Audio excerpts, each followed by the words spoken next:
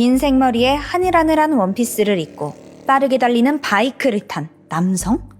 일본에는 지하 아이돌부터 메이드 카페까지 상상을 초월하는 특이한 문화가 많습니다. 오늘 소개해드릴 사건은 화려한 서브컬처의 가장 은밀한 그림자 속에서 시작됩니다. 지독한 외로움이 낳은 삐뚤어진 욕망. 지금 바로 시작해보겠습니다. 안녕하세요. 토요 미스테리 막내 진행자 디바메이입니다. 2021년 5월 12일 자정이 조금 넘은 시각, 일본 치바현의 경찰서에 한 쌍의 중년 부부가 들어왔습니다. 그들 뒤에는 30대 남성이 초조한 듯 서 있었죠. 잠시 머뭇거리던 그는 이내 충격적인 이야기를 꺼내놓습니다. 제가 사람을 죽였어요. 그는 자신의 말을 증명이라도 하듯 누군가의 피로 붉게 물든 칼을 꺼내 보여요. 이 자백한 남성의 신원은 36살이던 트럭 운전수 사이토 요이치로였습니다. 대체 그는 무슨 짓을 저지른 걸까요? 경찰은 즉각 그가 말한 사건 현장으로 향했습니다. 그리고 그곳에서 처참한 광경을 마주하죠. 현관문을 열자마자 비릿한 피냄새가 진동했고, 좁은 현관 바닥에는 한 젊은 남성이 쓰러져 있었습니다. 등과 가슴은 형체를 알아보기 힘들 정도로 난자당해 있었어요. 그는 이미 과다출혈로 숨이 끊어진 상태였습니다. 게다가 집안에서는 강한 기름 냄새가 풍겨오고 있었습니다. 아마도 피해자를 잔혹하게 살해한 것도 모자라서 시신을 태워 흔적을 통째로 숨기려고 한 건 아닐까 추측됐죠. 이 사망자의 신원은 당시 21살이던 남성 이와모토 켄스케였습니다. 경찰은 현장의 잔혹함과 명백한 증거를 토대로 자수했던 사이토를 살인 혐의로 긴급 체포합니다. 그런데 경찰은 조사 초기부터 큰 벽에 부딪혀요. 아무리 조사를 해봐도 피해자와 가해자 이 두 사람 사이에 범행 동기가 될 만한 원한이나 금전관계, 애초에 접점조차 찾을 수 없는 거예요. 가해자 사이토는 사이타마현에 사는 36살 대형 트럭 운전수였고, 숨진 이와모토는 치바현에 살던 21살의 청년이었습니다. 사는 지역도 다르고 나이 차이는 무려 15살이 나요. 게다가 직업적 연관성도 아예 없었죠. 대체 이 둘 사이에 무슨 일이 있어서 살인까지 벌어진 걸까요? 도무지 접점을 찾지 못해서 의아해하던 경찰에게 결정적인 실마리를 제공한 건 다름 아닌 범인 사이토 본인이었습니다. 조사실에 앉은 그는 눈물을 흘리며 전혀 예상치 못한 뜻밖의 고백을 털어놓습니다. 제가 그 녀석을 너무 사랑했어요.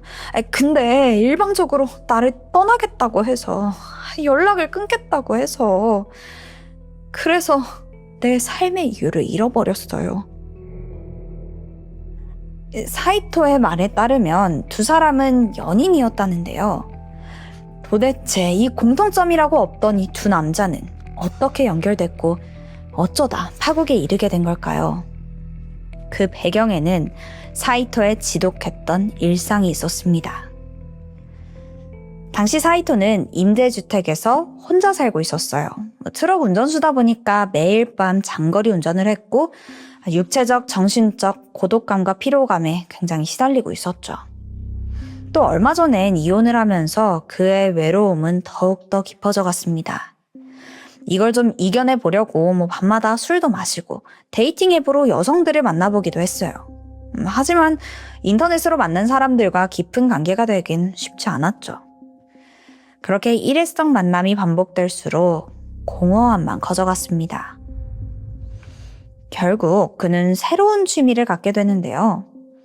혼자서 바람을 맞으면서 잡생각을 덜어낼 수 있는 바이크 라이딩을 시작합니다.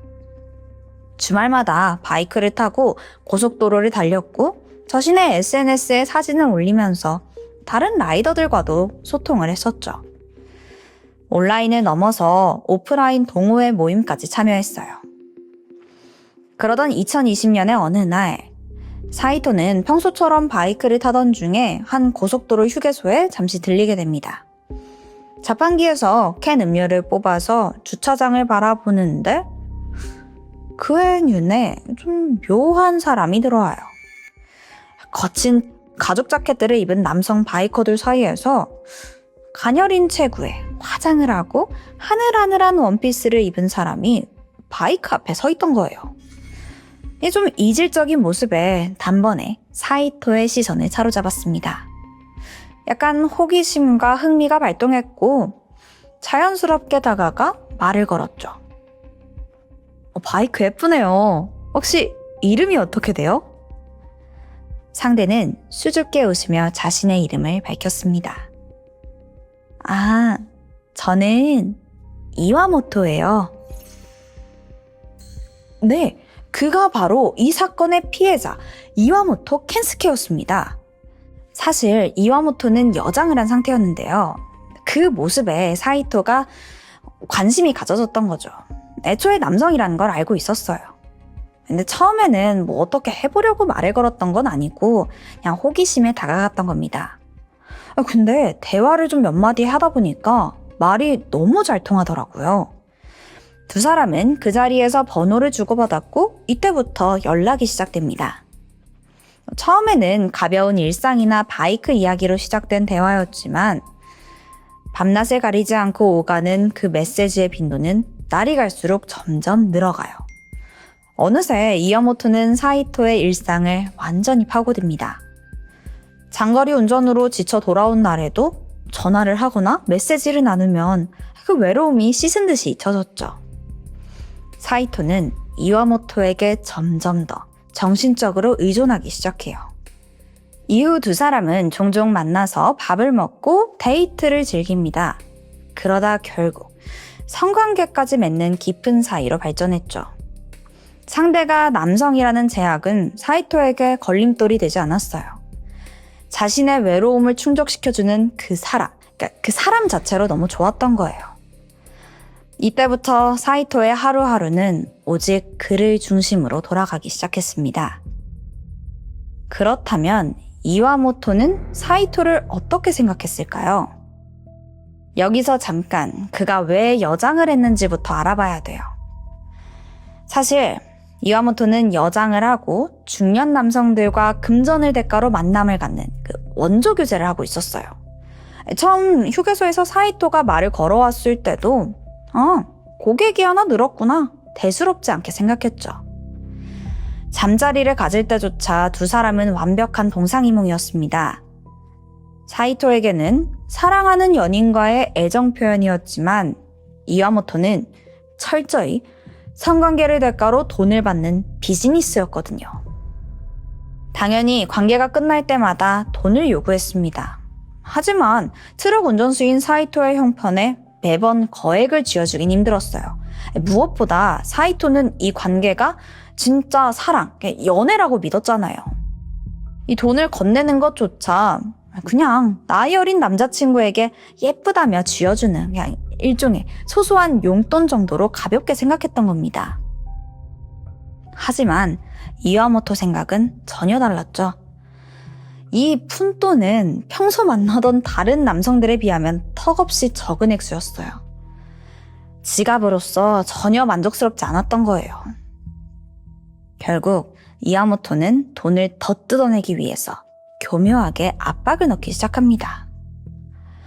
자기가 요즘에 돈이 너무 부족해서 이대로라면 다시 다른 남자들에게 몸을 팔아야 할지도 모르겠다. 이런 식으로 얘기한 거예요. 사랑하는 연인이 돈 때문에 다른 남자 품에 안길지도 모른다. 이 사실에 사이토는 이성을 잃고 불안감에 휩싸였습니다. 결국 그는 자신이 가장 아끼던 바이크도 선뜻 내어주고 오랜 시간 애지중지 모아오던 고가의 포켓몬 카드 컬렉션까지 전부 처분했어요. 그렇게 쥐어짜내서 바친 돈이 무려 1,000만 원에 달했습니다. 이렇게 전 재산을 탈탈 털어 넣으면서도 사이토는 철저히 의뢰처지였어요. 15살이라는 나이 차이와 또 사회적 시선 때문에 애초에 평범한 연인이 될 수 없다는 걸 알고 있었거든요. 그래서 우리 정식 연인이 아니어도 괜찮다. 그냥 친구만으로라도 곁에 머물 수 있다면 만족한다. 이렇게 비참한 진실을 외면하면서 어떻게든 이와모토와의 관계를 유지하려고 했습니다. 하지만 이 다짐은 오래가지 못했어요. 이와모토가 이별을 통보한 거예요. 1,000만 원을 받고 사이토에게 더 이상 뺏을 돈이 없다고 판단했던 거죠. 그렇게 번호를 아예 차단하고 흔적도 없이 사라져버립니다. 사이토는 깊이 의존하던 존재가 한순간에 사라지자 극심한 상실감과 절망에 빠졌습니다. 그리고 그 암흑 같은 순간, 사이토는 문득 예전부터 이어오던 생각 하나를 떠올려요. 그는 어릴 적부터 깊은 좌절에 빠질 때마다 그래, 더 이상 버티기 힘들다면 그냥 스스로 생을 마감하자. 이 생각을 반복해왔던 거예요. 그리고 지금이 바로 그때다라고 느꼈죠. 결국 그는 스스로 목숨을 끊기로 결심합니다. 그런데 여기서 의문이 생기죠. 죽으려고 했던 건 가해자인 사이토 본인이잖아요. 근데 왜 이와모토가 그 처참한 시신으로 발견된 걸까요? 여기서 사이토의 주장이 황당합니다. 사실 이와모토를 먼저 살해한 뒤에 내 몸에 불을 붙여서 함께 세상을 떠나려고 했다는 거예요. 아니, 어이없지 않아요? 같이 죽자는 건 본인 생각이지 정작 이와모토의 의견은 물어보지도 않았잖아요. 하지만 그는 이미 비극의 주인공이라는 자신만의 세계에 갇혀버렸어요. 피해자의 의사나 생명의 가치? 전혀 중요하지 않았습니다. 계획을 세운 그는 치밀하게 흉기와 등유를 미리 준비했습니다. 2021년 5월 10일 밤 11시 사이토는 흉기를 품에 숨긴 채 이와모토의 집 문을 두드렸습니다. 그리고 문이 열리자마자 무방비 상태인 이와모토를 무참히 난도질에 살해했죠. 그 후에 사이토는 가져온 기름을 자신의 몸과 집안 곳곳에 끼얹었고 라이터에 불을 켰습니다. 하지만 이상하게도 옷에 불이 붙지 않았어요. 몇 차례 시도했지만 점화에 실패했죠. 그러다 보니까 갑자기 이성이 돌아오더라고요. 여기서 불이 나면 이웃집에 피해를 주지 않을까? 결국 스스로 목숨을 끊는 것을 포기하고 숨진 이와모토를 현관에 남겨둔 채 혼자 집을 빠져나오게 돼요. 그런데요, 이 증언 그대로 믿어도 되는 걸까요? 경찰 조사 과정에서 사이토가 남긴 그 증언들을 자세히 들여다보잖아요. 그러면 좀 기묘한 특징들이 발견됩니다. 설명의 중심에는 자신이 저지른 그 잔혹한 살인보다 내가 그동안 얼마나 상처받고 얼마나 이용당했는지 이런 부분을 강조하더라고요.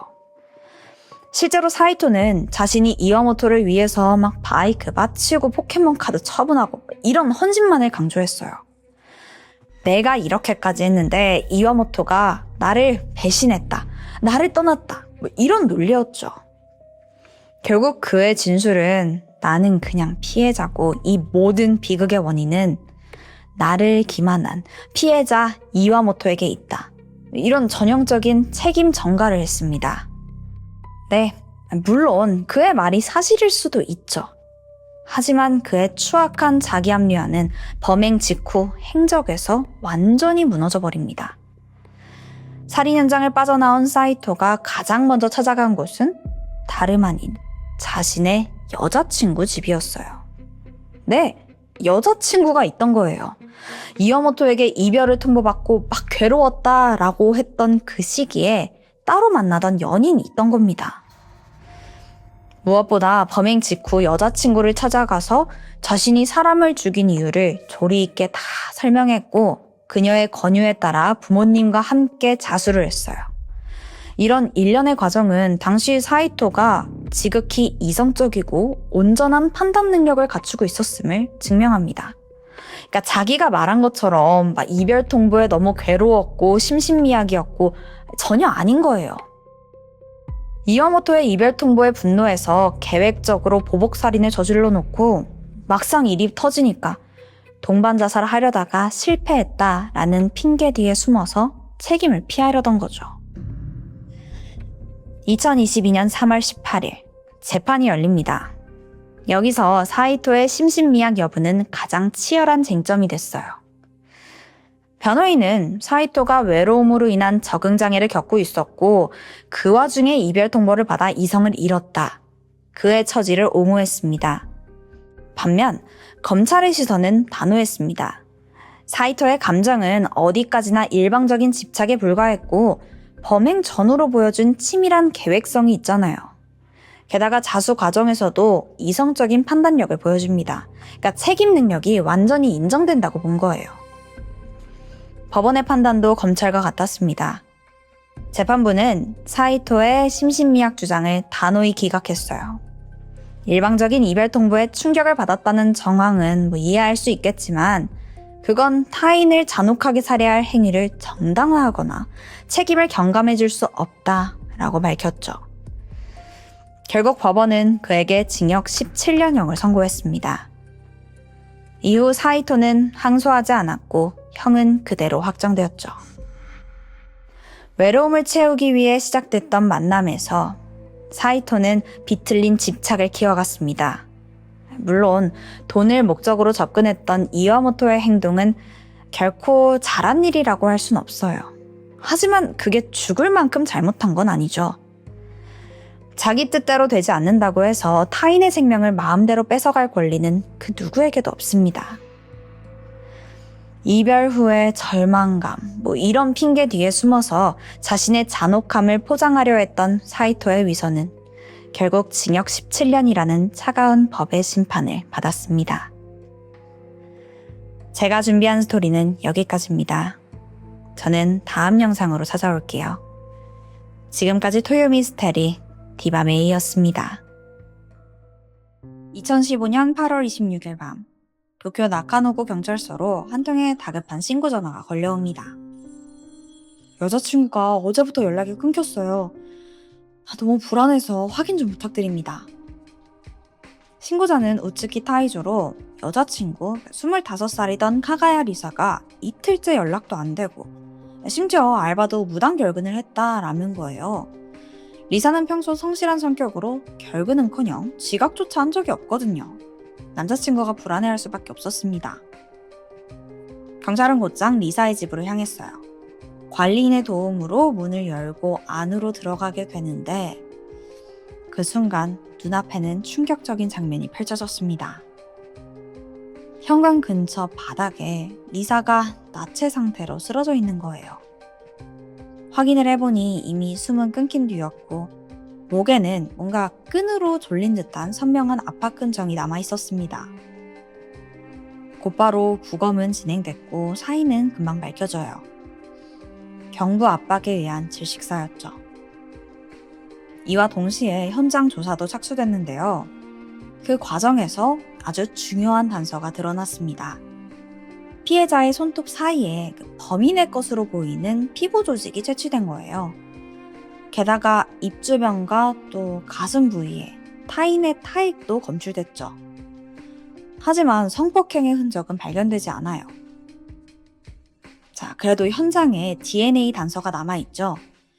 수사에 이건 핵심이 될 수 있었어요. 피부 조직과 타액은 동일한 남성의 것으로 확인됐는데 문제는 범죄자 데이터베이스 어디에도 일치하는 인물이 없더라고요. 결국 수사팀은 작은 단서라도 찾기 위해 피해자 리사의 마지막 행적을 쫓았습니다. 그녀가 연락이 끊기기 전인 8월 25일 자정쯤 리사가 직접 편의점에서 물건을 사는 모습이 CCTV에 찍혀 있더라고요. 하지만 이게 마지막 모습이었어요. 그 이후로 그녀의 모습은 어디에서도 보이지 않았고 통화나 문자 기록도 그냥 뚝 끊겼습니다.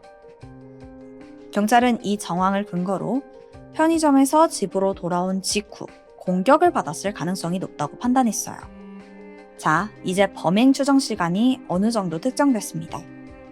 그러면 그 시각 주변에 있는 CCTV에 범인의 모습이 또 남아있지 않았을까요? 하지만 기대와는 달리 리사와 살았던 그 맨션에는 보안 카메라가 단 한 대도 없었어요. 결국 수사팀은 추가적인 증거를 확보하지 못했고 사건은 교착 상태에 빠지고 말았죠. 여기서 잠시 피해자 리사에 대해 조금 더 이야기해 보겠습니다. 그녀는 밝고 활발한 성격으로 주변 친구들에게 늘 사랑을 받는 존재였어요. 사람들에게 웃음을 주고 또 무대 위에서 빛나는 배우가 되고 싶다라는 꿈도 가지고 있었죠. 언제부터 그런 꿈을 꾸게 됐는지 정확히 알려지진 않았어요. 하지만 대학 졸업 후에 취직했던 안정적인 직장마저 내려놓고 극단에 들어가서 연기를 배우기 시작했다. 사실 이 사실만으로도 그녀의 열정은 충분히 짐작할 수 있습니다. 리사는 일주일에 4-5번씩 극단 연습에 빠짐없이 참여했고 생활비를 벌기 위해 아르바이트까지 병행했어요. 정말 쉴 틈 없는 일상이었지만 그녀는 전혀 힘들지 않았습니다. 오히려 꿈을 향한 과정이라는 생각에 하루하루 기쁘게 지냈다고 해요. 그런데 이렇게 기쁘게 또 열심히 살아가던 그녀에게 대체 누구 이런 짓을 끔찍하게 저질렀던 걸까요? 경찰은 먼저 리사의 지인들 그리고 근처에 살던 남성들까지 무려 1000명이 넘는 사람들의 DNA를 범인의 것과 전부 다 배주했어요. 결과는 어땠을까요? 허무하게도 단 한 명도 일치하지 않았습니다. 몇 달이 지나도 이 사건은 계속해서 제자리 걸음인 거예요. 리사의 가족들과 남자친구 타이조는 점점 지쳐갔고 경찰마저 희망을 잃어가던 그때 진짜 마지막으로 수사 범위를 한번 넓혀보기로 결심합니다. 이번에는 리사가 사망한 8월 말 전후로 사건이 벌어진 나카노에서 이사를 나간 그런 사람들까지 전부 다 조사 대상에 포함시켰어요. 그 과정에서 수십 명이 새롭게 조사 대상에 올랐고 이 작업만 해도 정말 몇 달이 더 걸렸습니다. 그렇게 6개월이라는 시간이 훌쩍 지나버려요. 끝없는 대조와 확인 끝에 드디어 수상한 인물 한 명을 발견하게 됩니다. 그건 바로 37세의 남성 도쿠라 타카히로였죠. 그는 사건 직후 사건이 벌어진 나카노를 떠나 후쿠시마로 이사했습니다. 나카노는 도쿄 중심부에 속한 동네인데 후쿠시마는 거기서 차로 몇 시간이나 떨어진 지방도시거든요. 이게 물론 우연일 수도 있지만 범행 직후 급하게 도쿄를 떠났다는 점은 경찰의 의심을 크게 키웠습니다. 수상한 점은 더 있어요. 타카히로가 사건이 발생한 나카노에서 살던 집이 피해자 리사의 집과 상당히 가깝더라고요. 그가 근무하던 회사도 리사가 아르바이트하던 이자카야에서 불과 300m 정도 거리였고요. 이렇게나 가까우면 편의점 왔다 갔다 하면서 마주칠 확률이 높겠죠. 경찰은 곧장 타카히로에게 DNA 제출을 요구했습니다. 그리고 사건 현장에서 발견된 범인의 DNA와 대조해 봤는데 결과는 완벽하게 일치했어요. 반년 동안 이어진 수사 끝에 드디어 범인을 측정해낼 수 있었던 겁니다. 자, 그럼 이 체포된 타카히로는 어떤 반응을 보였을까요? 그는 끝까지 범행을 부인합니다. 리사? 처음 들어보는 이름인데? 그 집 근처는 가본 적도 없어요. 이렇게 잡았대요. 근데 여러분, DNA가 일치하는데 이게 발뺌이 되나요? 결국 경찰의 압박에 못 버티고 얼마 지나지 않아 범행을 인정합니다. 근데 여기서 진짜 황당한 건 따로 있어요. 경찰이 범행 동기를 물어보니까 뭐라고 했는지 아세요? 제가 그 악마의 목소리가 들렸어요. 와, 진짜 어이없죠? 대체 이 인간 뭐 하던 사람이었을까요? 그는 후쿠시마의 유복한 집안에서 태어났습니다. 집안은 완전 회계사 집안이에요. 할아버지, 아버지까지 전부 회계사였고 타카히로 역시 자연스럽게 나도 회계사 돼야지 이렇게 꿈을 품고 살았죠. 학창시절에는 공부도 잘하고 반장까지 도맡는 우등생이었거든요. 친구들 사이에서 평판도 나쁘지 않았고요. 엄청 눈에 띄는 건 아니지만 하고 싶은 일을 실패한 적은 한 번도 없는 정말 그 유복한 집안 아들 같은 느낌이었어요.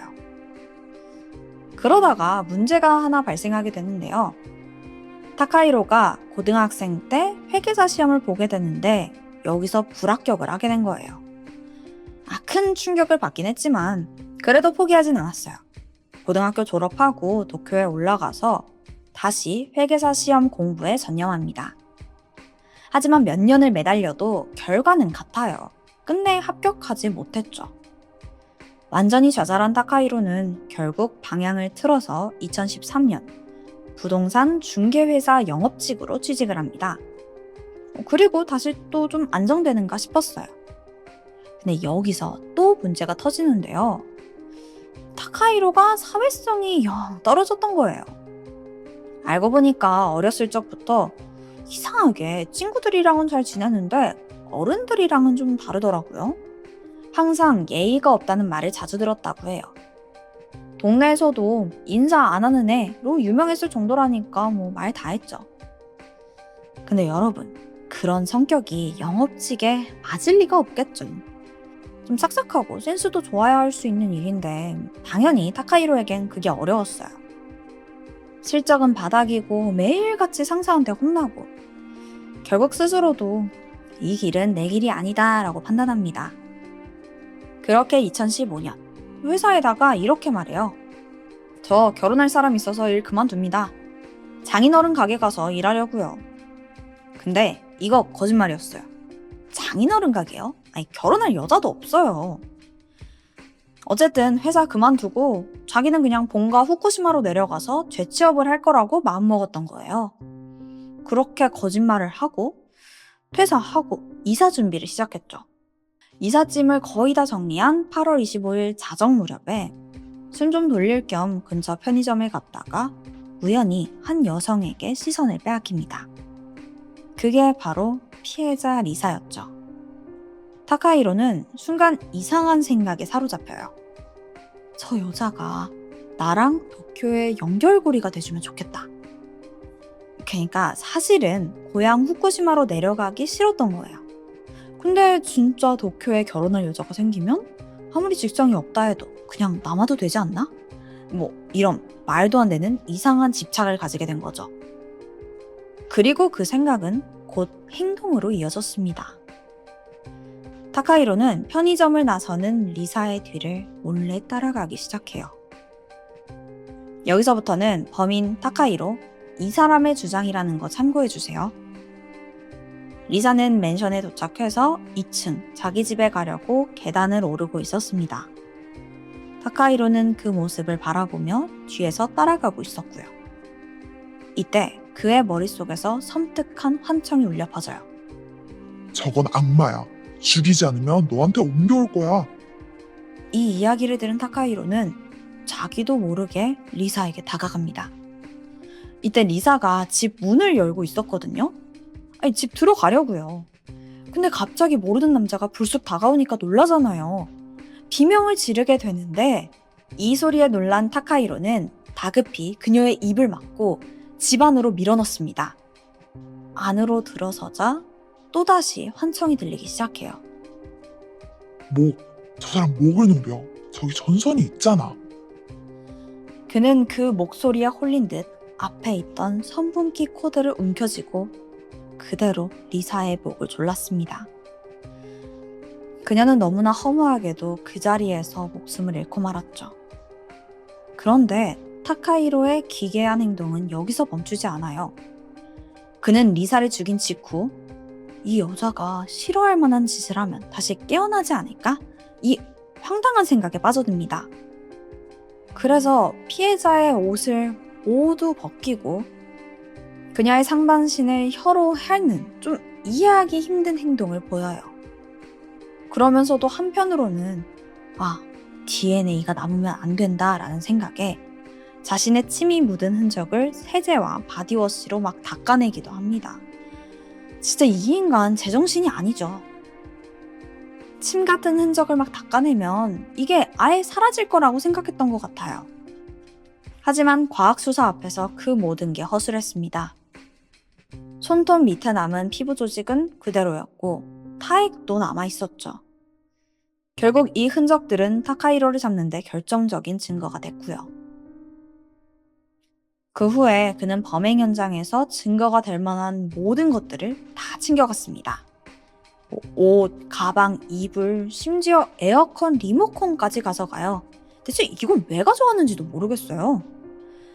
그리고 이 모든 걸 근처 쓰레기장에 버린 뒤에 자신의 고향으로 도주했던 겁니다. 자, 악마의 목소리네 뭐네 막 이렇게 얘기하는데 아까 말씀드렸다시피 이 부분은 범인 타카히로의 주장이에요. 이 모든 걸 믿을 순 없죠. 경찰은 그의 범행 목적이 외설 행위일 거다라고 판단합니다. 근데 타카히로는 절대 아니래요. 악마의 목소리가 들었다. 리사 등에서 반투명한 그 악마 꼬리가 보였다. 이런 황당한 말까지 늘어놓습니다. 경찰은 이 인간이 진짜 정상은 아니구나 싶었고 바로 정신감정을 진행합니다. 결과는 회피성 인격장애라고 나와요. 쉽게 말해서 대인관계에 대해서 두려움이 좀 있다라는 거예요. 하지만 감정을 맡은 의사조차도 이 부분이 낯선 여성을 따라가서 목을 졸라 살해하는 이유가 될 수 없다라면서 범행과의 연관성은 부정했습니다. 2018년 2월 16일 도쿄 지방법원에서 타카히로의 재판이 열렸습니다. 검찰은 앞뒤도 맞지 않는 이 피고의 변명은 들어볼 가치도 없다라면서 무기징역을 구형했어요. 변호인은 그가 인격장애로 환청을 들었고 또 합리적인 판단이 불가능했다며 어떻게든 형량을 낮추려고 했습니다. 재판부는 검찰의 손을 들어줬어요.